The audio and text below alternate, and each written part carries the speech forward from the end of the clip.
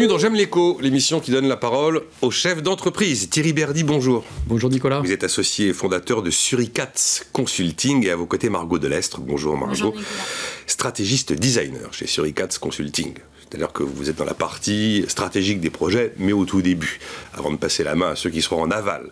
Alors, vous faites de la transformation digitale et de la stratégie numérique pour les entreprises, principalement des grands groupes, mais pas que. Et vous avez une particularité, vous avez fait le pari du design thinking. Pour préparer cette interview, j'ai essayé de comprendre ce qu'était le design thinking. J'ai regardé des tutos sur YouTube. Pour moi, honnêtement, j'ai un problème, je réunis mes collaborateurs, je trouve une solution. Enfin voilà, c'est la vie normale, quoi. Ah, vous n'avez pas besoin de nous, du coup. Mais non, mais qu'est-ce que le design thinking par rapport à ce que je viens de décrire, qui est, on va essayer de trouver un truc concret pour répondre à un problème qu'on a par rapport à nos clients qui demandent ça. Vous avez tout à fait raison. Le design thinking, en fait, on le classe vraiment sur une méthodologie qui est centrée sur l'utilisateur. Et à chaque fois, on y revient systématiquement. Quels sont ses besoins, quelles sont ses attentes ou quelles sont ses problématiques pour tenter d'y répondre par des solutions, qu'elles soient technologiques, parce que nous, on parle beaucoup de transition digitale, technologique, ou parfois même pas forcément technologique, un petit peu moins technique, mais qui est des choses qui sont très factuelles, très terre à terre, et qui permettent d'améliorer des process, des services, des produits pour le quotidien de nous tous. D'accord. Et c'est quoi les avantages de ce design thinking, qui n'est pas la simple réunion habituelle? Je dirais que la différence, en fait, par rapport à ce que vous disiez tout à l'heure, la différence majeure, c'est qu'il y a 20 ans, on faisait du process. Et en gros, on prenait un processus métier, et on disait, voilà, ce processus, on va le décliner, et lui-même, on va le former pour l'utiliser tel que. Là, maintenant, on a décalé les choses, et on dit aujourd'hui, maintenant, je vais penser usage, et je vais imaginer comment le client, parce que ça s'adresse beaucoup aux clients, non pas aux conseillers. Si je prends un exemple d'une banque, ça ne s'adresse pas à un conseiller métier qui est formé pour exécuter une série de tâches métiers. Ça s'adresse à un client qui, lui, n'est pas formé pour ça. Et du coup, on va se concentrer sur lui. On va regarder comment il pourrait faire exécuter, finalement, opérer un process à travers un usage, et on va le designer comme ça. Et le fait juste de les mettre, effectivement, dans la salle, puis quand on met dans la salle, on ne met pas l'expert métier, on met le client directement, on met éventuellement plusieurs types de clients, ce qu'on appelle des personas, pour effectivement avoir un usage finalement qui soit complètement adapté à ce dont a besoin le client. Donc en fait, vous voulez, en tant que boîte de technologie, faire adapter la tech aux individus, et surtout pas l'inverse. Bien sûr. Et c'est quand même ça paraît presque tacite, mais en fait, ça va mieux en le disant, quoi. Et en le faisant, surtout. Et en le faisant.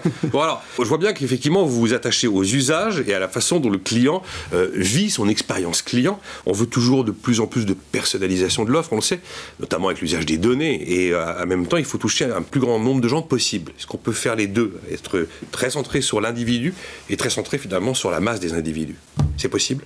Oui, c'est possible, et c'est pour ça justement que le design thinking s'y prête beaucoup. C'est comme vous le disiez, on va chercher les besoins, les attentes, et après on va chercher à innover. Ah, alors allons-y. Innover, c'est quoi? Ben voilà, oui. C'est une question. On va chercher à innover, et en général, nous, ce qu'on aime bien faire, c'est innover par la contrainte. On parle à innover par la contrainte.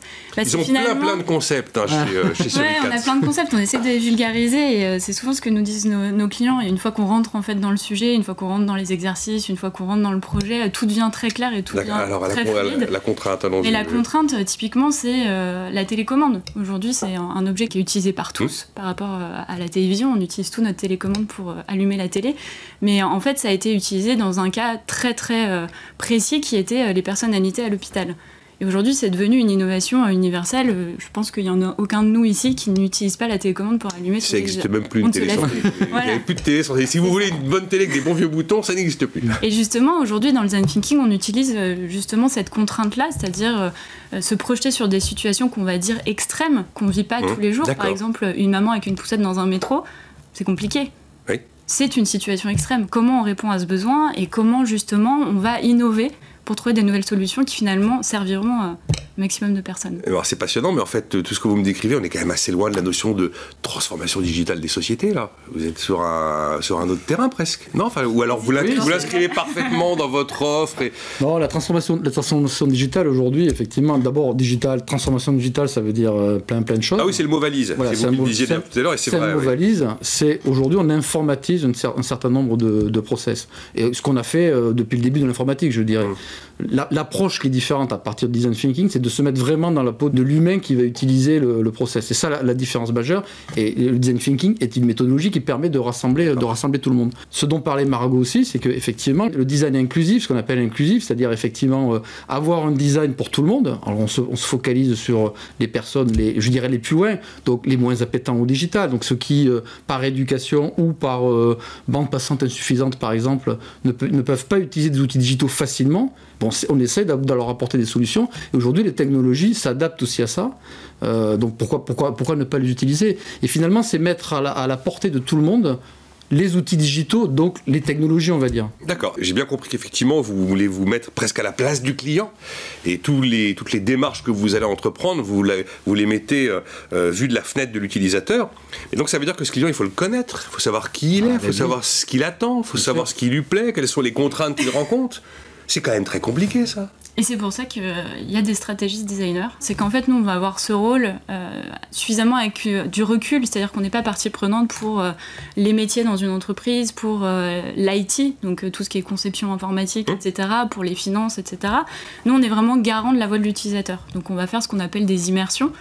Typiquement, on parlait d'une banque tout à l'heure avec qui on a travaillé, qui a transformé sa relation client en allant sur beaucoup plus de digital, donc avec moins d'agences. Et en fait, à un moment donné, il a fallu qu'on aille sur le plateau avec les conseillers bancaires qui répondent au téléphone pour comprendre c'est quoi le métier, c'est quoi... Que veulent les gens ? Que veulent les gens ? C'est quoi les problématiques qu'on rencontre au téléphone vis-à-vis d'un client, d'une personne âgée ou de quelqu'un qui est complètement perdu finalement vis-à-vis de ses comptes ou un problème avec sa carte, etc. Et en fait, on se rend compte que le digital peut répondre à ces problématiques-là de temps en temps, parce qu'il peut venir soulager le collaborateur, il peut venir soulager le client. Et c'est comme ça qu'on se plonge un petit peu dans ces histoires-là. Ce qui est très fort, c'est que je crois que parmi toutes les entreprises qui font de la transformation digitale, vous m'avez plus parlé des individus et des êtres humains que de digital depuis le début. C'est assez rare. Ouais, c'est marrant parce que ce que vous dites, c'est pareil, transformation digitale ne veut pas dire absolument faire du digital. Oui. Voilà. C'est vivre dans un monde où il y a du digital et se transformer avec ce monde-là. Et il me faudra une centaine d'interviews avec des gens comme vous pour avoir vraiment compris ce qui est... C'est un mouvement de fond de toute façon. Alors, je le disais, il y a d'autres concepts chez vous. Vous parlez aussi de design fiction. On n'a pas beaucoup de temps pour en parler, mais c'est quoi le design fiction? Ça part d'un principe qui est tout à fait d'époque aujourd'hui avec l'année qu'on vient de vivre. Le design fiction, en fait, c'est de se dire, je me projette quelques années en avant. Et j'essaie d'imaginer finalement, donc je me mets dans une situation donnée, et j'essaie d'imaginer à ce moment-là ce que la technologie, ce que les usages, les comportements des gens pourraient être. Et finalement, on recrée... C'est une anticipation. C'est une forme d'anticipation, ça vient de la science-fiction. Hein, oui, d'où fiction. C'est pas que de la science, c'est du design fiction. Et du coup, on projette en fait une série d'individus, nos clients, nous, potentiellement des clients de leurs clients, de nos clients, pardon, qui travaillent là-dessus. Et en fait, on essaie d'identifier finalement comment les choses vont pouvoir bouger. Et ce qui est intéressant, c'est que quand on a lancé ça, nous, il y a à peu près 2 ans, on a commencé comme on fait d'habitude, on a joué ça chez nous. Et puis, suite à ça, on a commencé à en parler à nos clients. Ça n'a pas trop pris au début, depuis la pandémie, et depuis le fait que, attention, il y a peut-être une situation quand même très, très étrange, très bizarre qu'on n'aurait pas imaginé, qui arrive, comment on peut se projeter. Et du coup, aujourd'hui, pas mal d'entreprises réfléchissent à ça et se disent, tiens, je vais me projeter comme ça. En fait, Covid, ça vous a validé votre concept de design fiction. Exactement. Le design fiction, c'est vraiment quelque chose, c'est un outil de décision. On parle de fiction, mais ça reste aussi, il faut travailler sur les futurs qu'on dit plausibles. C'est-à-dire que si on ne touche pas l'émotionnel, il n'y aura pas d'action derrière. Allez, on termine avec le dernier concept, le design frugal. Vous en avez sûrement d'autres, mais celui-là, dites-moi. Mais là, c'est vraiment pour terminer. Design frugal, c'est, aujourd'hui, on vit dans un écosystème, comme on le disait, où il y a beaucoup de digital, on est pollué par beaucoup de choses, même sans s'en rendre compte, et on en fait une habitude. Et en fait, le design frugal, ça touche 2 choses. Ça touche déjà de défatiguer, d'avoir des postes de travail pour les collaborateurs qui soient plus simples, plus à l'essentiel, avec des fonctionnalités où on se dit j'ai pas besoin de chercher 10 000 ans, ou j'ai pas des pop-up qui viennent dans tous les sens et qui m'agressent. Donc ça, c'est une première phase des expériences qu'on dit frugales.